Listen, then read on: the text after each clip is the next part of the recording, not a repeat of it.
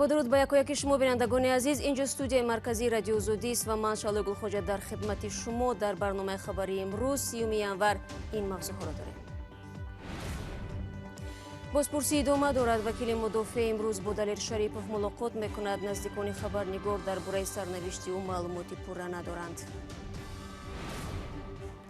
بحث 80 درهم خدماتی ضد انحصاری تاجیکستان میخواهد بداند که چرا شرکت‌های موبیلی از مشتریان پول ایلاوگی میستانند. این 80 درهم به کدام خاطر من این مبلغی که 80 درهم است در کجا صرف میشد، برای چی صرف میشد؟ و ساکنان دهاتی در ناحیه وخش میگویند از نبود مکتب و بنگاه طبی و راه آباد زندگی سخت دارند. پرزیدنت میگه که همشون میگن جناب عالی میگردن میگه که مثال بخونن. در کجا میخونن؟ درم خیلی اوغلو. ژورنالیست و تحلیلگر دلیر شریپوف پس از 2 روز بازداشت به دادگاه انتقال داده شد که احتمال مدتی بیشتر در بازداشت ماندن او را تصدیق میکند.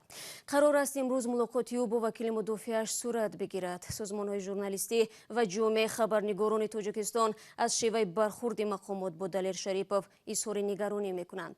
انجمن ملی رسانه‌های مستقل تاجیکستان گفت هنگام بازداشت دلیر شریپوف معیارهای قانونگذاری پایمال شدند. او را برای یک صحبت دعوت و سپس بازداشت کردند. همچنین تا 3مین روز بازداشتش دلیر شریپوف از حمایت وکیل برخوردار نبوده است. منابع نزدیک به دولت او را به تندگرایی ابدار میکنند، اما نزدیکان دلیر شریپوف این اتهامات را به پایه مینامند. پالاتای حساب تاجیکستان در کار شرکتی دولتی برق توجیک ضرری کلان را اشکار کرده است. در این باره امروز رئیس پالاتای حساب ضمن نشست مطبوعاتی خبر داد.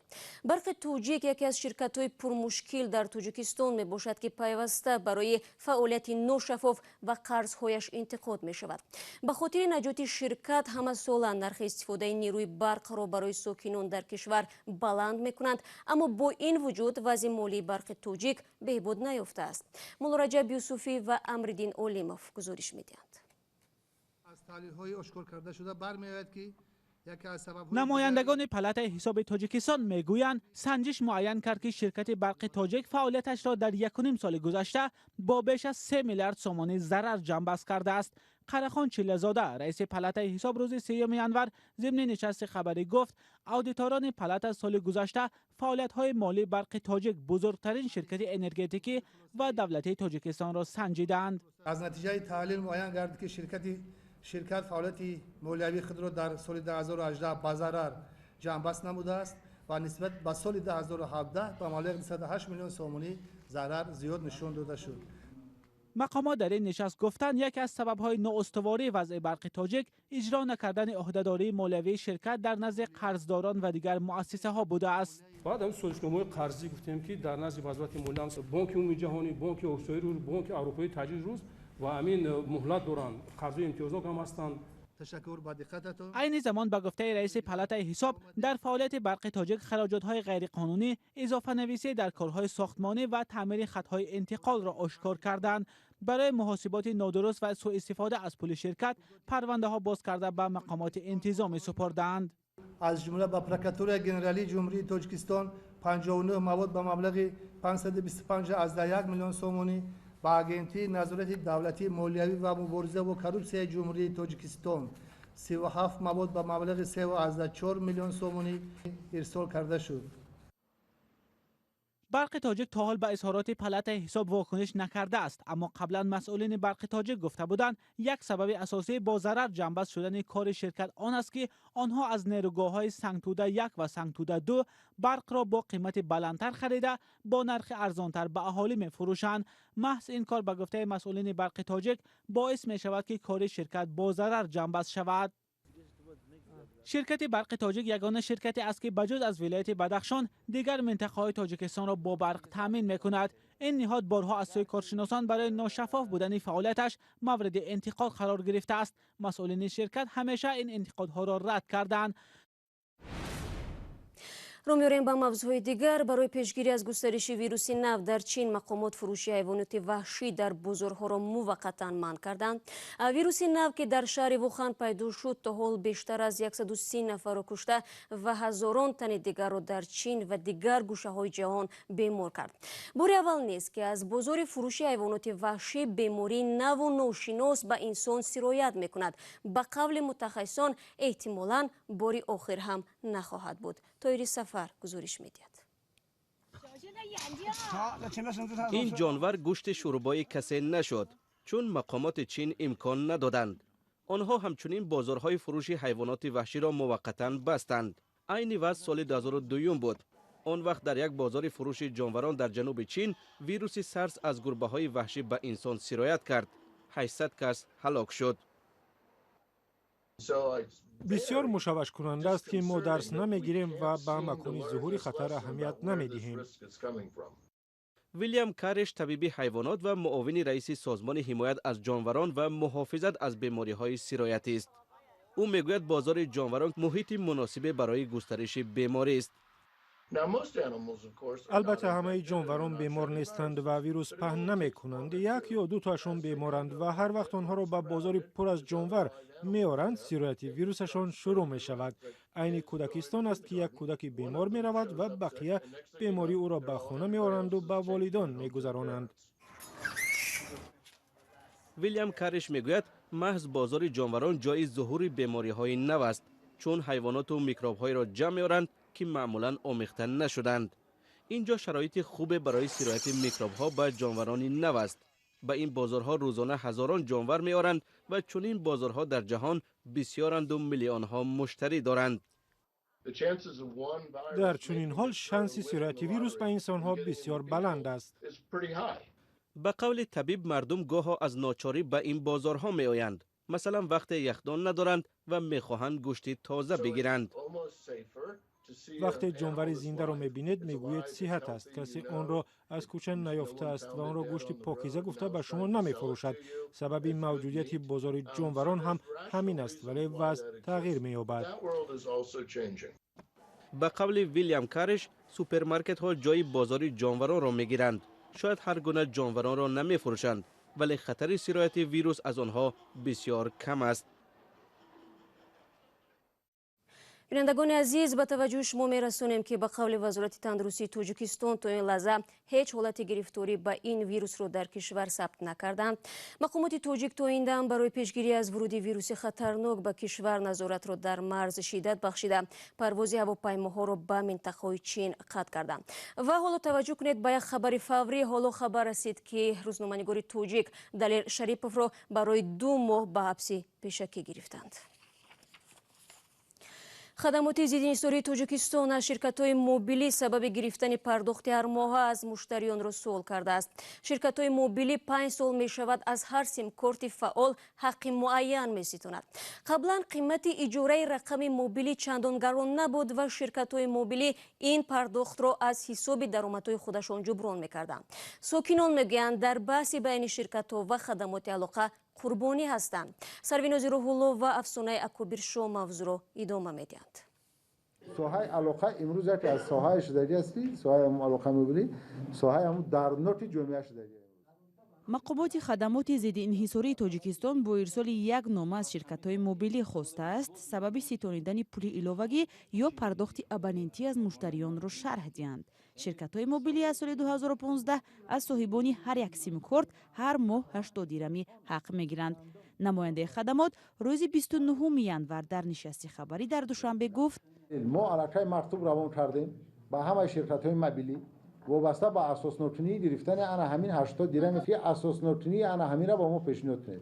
5 سال پیش شرکت‌های موبیلی تاجیکستان گفتند بعد آن حق سیم کارت گرفتن را شروع کردند که خدمات علاقه حق استفاده از رقم‌های موبیلی را بالا برد. маҳмуди кенҷа яке аз муштариёни ширкатҳои мобилӣ дар суҳбат ба радиои озодӣ гуфт воқеан донистан мехоҳад ки ширкатҳо ҳар моҳ 80 дирҳамро барои чӣ аз ҳисоби ӯ ва муштариёни дигар меситонанд. من نمیدونم اکنون برای چی ستونیده میشد یا که برای این 80 درم همچون از عقیده که این 80 درم به کدام خاطر من این مبلغی که 80 درم است در کجا صرف میشد برای چی صرف میشد راست این را منادم لیکن همچون مشتری از منم هر ماه 80 درمی میگیرن. хадамоти алоқа мегӯяд дар маҷмӯъ дар тоҷикистон ҳудуди 6.5 миллион нафар аз телефони мобилӣ истифода мебаранд. ин ниҳод ба сабаби сиёсатҳо ва қарорҳои баҳсбарангезаш пайваста зери танқид аст, аз ҷумла барои сабти дубораи симкортҳо ва таъсиси маркази ягона барои гирифтани интернет. ба гуфтаи мунаққидон маҳз сиёсатҳои ахири ҳамин хадамот сабаби гарон шудани қимати интернет ва суст шудани суръати он шудааст. садҳо хонавода дар яке аз деҳаҳои ноҳияи вахш чанд сол инҷониб дар шароити сахт ба сар мебаранд. сокинон мегӯянд дар ин муддат ноҳия 3 бор раиси худро иваз кард, аммо касеро ба мушкилоташон кор нест. кӯдакони ин деҳ то расидан ба мактаб ҳар рӯз ҷонашонро зери хатар мегузоранду мақомоти маҳаллӣ ба ин вазъият аз пушти панҷа нигоҳ мекунанд. орзуи карим бо шароити мардуми деҳаи иттифоқ ошно шуд. ин кӯдакон ҳар рӯз барои рафту омад ба мактаб 12 километр роҳ мераванд. роҳе ки бар зами дурӣ ноҳамвор ва пур аз обулой аст. хонандагоне аз синфи 9 боло аз ин ҳам бештар 18 километр роҳ тай мекунанд. 6 километр дур на мактаби 13 мераванд. раҳ дар лой астай, мақсад ки дар раҳ сагои даҳмарда ҳастай. барои ҳамин сабаб наметонанд фарзандои мо ба мактаб рафтан. мақсад бо болои и хел коро и хел мушкилиё мақсад моро бо суда додан, моро суд 150 сомон штраф карданд. барои ҳамин ки талабо фарзандои шумо мактаб намеравад. деҳаи иттифоқи ноҳияи вахш 320 хоҷагӣ ва ҳудуди 500 хонандаи мактаб дорад. аз набуди мактаб кӯдакон ба мактаби деҳотӣ ҳамсоя мераванд. аз 7 фарзанди ҷумъагул Ашурова танҳо 2 тояш ба мактаб мераванд. 2 фарзанди ман аз таълими тарбияи модар ба хонаи бибиаш аз савод ақиб намуна гуфта ба дарсхонаи маҷбур шуда рафтагӣ аст. азоб мекашанд, духтарон намерафтанд мактаб, мақсадиш моро сур мекунанд. ба дуруи пахтаҳо, ба дуруи ришқаҳо гирехта меомаданд, мошино суршон мекарданд. муниса духтари ҷумъагул бемории чашм дорад ва роҳро дуруст намебинад. роҳамон дур буд, ман нарӯз таҳтарони об задам, бекофӣ буд, хунук хӯрда омадам. инҷо ягон маҷлис нест. бо омадани хабарнигори мо ба деҳа сокинон ҷамъ омаданд то садояшонро ба идораҳои масъул расонанд. мардум метпун куд мактаб надорем. ҳай фарзандо меравад як хел то мактаб намерасад. дураҳои лои чал меоянд дар ағал дидаги. ина мошин гузашта наметавонад дар ираҳо. мо чӣ хел касалиёмона ба балинсара мебарем. занакои ҳомиладорро мебарем дар раҳ таваллуд мекунанд. фарзандо ҳамаш ай мактаб мондагианд. бама президент мегӯяд ки ҳамашон мегӯяд ҷаноби олӣ мегарда мегӯяд ки мисол бихонанд. дар киҷо мехонанд. дарам хеле оғло. сокинони деҳа мегӯянд борҳо ба мақомоти ноҳия муроҷиат карданд, вале вазъашон беҳтар нашуд. рафтем раис полком мега мактабтон мекунам, неки тариқи ҳашар мекунам. буҷеди ҳашар нест. мо хумона меҷая ҳашар хӯрем. сел шуш бурдмона якта соҳиби паймо намекунад, бесоҳибай. мақомоти ноҳия гуфтанд ки мушкили сокинонро медонанд, вале касе ҳозир нашуд дар назди микрофон суҳбат кунад. қаблан масъулони раёсати маорифи Хатлон гуфта буданд ки бар асоси барномаи давлатӣ бояд дар ҳамаи деҳаҳо мактаб сохта шаванд, вале эътироф мекунанд ки барнома хеле ба кундӣ иҷро мешавад. мутаассифона иҷроиши барномаи давлатӣ муносибат ба маблағгирӣ ба таври қаламбаш нест, чунки дар 2 соли амалишавии барнома иҷроиши барнома 13 иҷро ташкил мекунад. бар асоси барнома дар вилояти Хатлон бояд 566 мактаб, аз ҷумла 231 мактаб дар деҳоти навбунёд сохта шавад. сокинон намедонанд ин барнома кай иҷро мешавад. аммо кӯдакон ки аз нақшаву иҷрои он дарак надоранд, гоҳе аз шавқ ба мактаб мераванду гоҳе аз дурии роҳ намераванд. бозам бармегардем ба қазияи Далер Шарипов. Чанд дақиқа пеш додгоҳи Синои шаҳр Душанбе амр додааст ки хабарнигори тоҷик то замони таҳқиқи парвандааш барои 2 моҳ дар боздоштгоҳ бемонад. бино ба гузоришҳо ӯ ба барангехтани кинаву адовати динӣ муттаҳам мешавад. падари Далер ин иттиҳомотро бепоя мехонад. бинандагони азиз, 15 дақиқае ки дар ихтиёр доштем ба поён мерасад. ташаккур аз якояки шумо ки то ин лаҳза моро ҳамроҳӣ кардед ва чун ҳамеша ахбор гузоришҳои дигар дар сомонаи радиои озодӣ зери нишонии www.ozodi.org ва саҳифаи озодӣ видео дар YouTube дастрас мебошанд. фаромӯш накунед. субҳи фардо шуморо дар навиди бомдодӣ мунтазир мешавам. то субҳи фардо худо нигаҳдори ҳар яки шумо бошад.